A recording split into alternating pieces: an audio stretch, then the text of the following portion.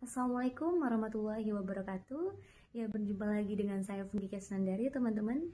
Jadi di video saya kali ini, saya akan menyampaikan materi mengenai salah satu kabinet atau sejarah kabinet yang pernah menjabat di Indonesia di era demokrasi parlementer. Adapun video ini saya buat untuk memenuhi tugas mata kuliah sejarah awal kemerdekaan yang diampu oleh Bunda Sumiatun MPD. Nah, langsung saja ya teman-teman. Jadi kabinet yang akan kita bahas di sini yaitu mengenai kabinet Burhanuddin Harahap. Kabinet Burhanuddin Harahap ini merupakan kabinet kelima pada masa demokrasi parlementer di Indonesia. Kabinet ini terbentuk setelah jatuhnya kabinet Ali Sastro Amijoyo yang pertama. Nah, perlu kita ketahui bersama teman-teman bahwa kejadian yang ada pada masa kabinet ini baru pertama kali di Indonesia. Nah, formatur kabinet yang ditunjuk pada saat itu ditunjuk oleh wakil presiden, bukan presiden itu sendiri. Karena apa? Karena pada saat itu presiden kita atau Soekarno sedang naik haji ke Mekah. Nah, kabinet ini mulai bekerja setelah dilantik tanggal 12 Agustus 1955 dan dipimpin oleh Perdana Menteri Burhanuddin Harahap, yang mana ia dari Masyumi, serta wakilnya yaitu Perdana Menteri Erjanu Ismadi dari Pir Hazairin dan Harsono Cokro Aminoto itu dari PSII.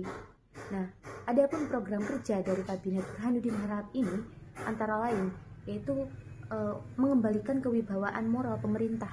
Dalam hal ini yaitu kepercayaan dari Angkatan Darat maupun masyarakat kepada pemerintah. Nah, selanjutnya itu melaksanakan pemilihan umum, melaksanakan desentralisasi, memecahkan masalah inflasi dan pemberantasan korupsi, serta memperjuangkan pengembalian Irian Barat. Nah, Kabinet Burhanuddin Harahap ini teman-teman bisa dikatakan berhasil dalam melaksanakan tugasnya atau prokerjanya.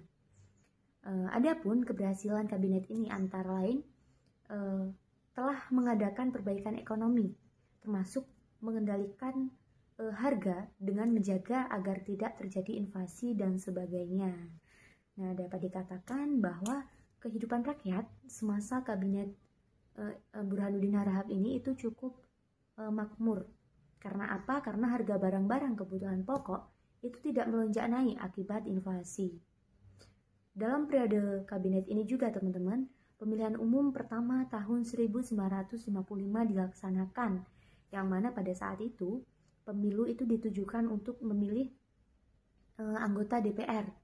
Selain itu, kabinet ini juga mengembalikan wibawa pemerintah di mata pihak Angkatan Darat maupun masyarakatnya, sehingga akhirnya kabinet ini pun jatuh.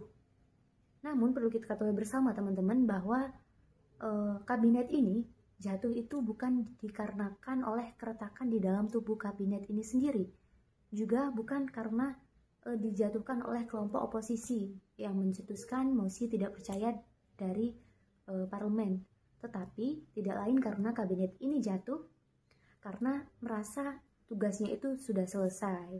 Nah, maka pada akhirnya tanggal 2 Maret 1956 kabinet ini mengundurkan diri sekaligus menyerahkan mandatnya kepada presiden untuk dibentuk kabinet baru yang berdasarkan pada hasil pemilihan umum. Nah, kabinet ini pun juga terus bekerja ternyata sebagai kabinet demisioner selama 20 hari sampai terbentuknya kabinet baru, yakni kabinet Ali Sastro Amijoyo yang kedua yang dilantik pada tanggal 24 Maret 1956 dan serah terima dengan kabinet Burhanuddin Harahap pada tanggal 26 Maret 1956. Nah, mungkin itu saja teman-teman yang dapat saya sampaikan mengenai sejarah dari kabinet Burhanuddin Harahap di era demokrasi parlementer. Semoga bermanfaat. Sampai berjumpa kembali di video saya selanjutnya. Kurang lebihnya saya mohon maaf. Saya akhiri. Wassalamualaikum warahmatullahi wabarakatuh.